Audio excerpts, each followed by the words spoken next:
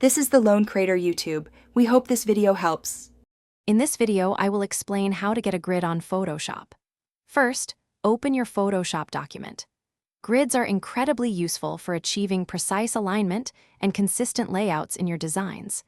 They act as a visual guide, helping you place elements accurately and maintain proper spacing. Understanding how to activate and customize them will significantly improve your workflow and design precision. To display your grid, simply go to the View menu located at the top of your Photoshop interface. From there, hover over Show and then click on Grid. This action will immediately make a default grid visible across your entire canvas. It's a quick and easy way to bring structure to your workspace, providing an immediate visual aid for your design tasks. Now, let's customize your grid's appearance to suit your specific project needs. Head to Edit on Windows or Photoshop on Mac, then select Preferences. Within the Preferences window, choose Guides, Grid, and Slices.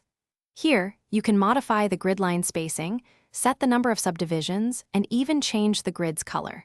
For example, you might set a grid line every 1 inch with 4 subdivisions. Once your grid is set up, you can use it to align elements with remarkable precision. Consider enabling Snap to Grid under the View menu for automatic alignment as you move objects. This feature ensures your layers and selections adhere perfectly to the grid lines. Remember, you can always toggle the grid visibility off and on using the View menu whenever you need to see your design without the overlay.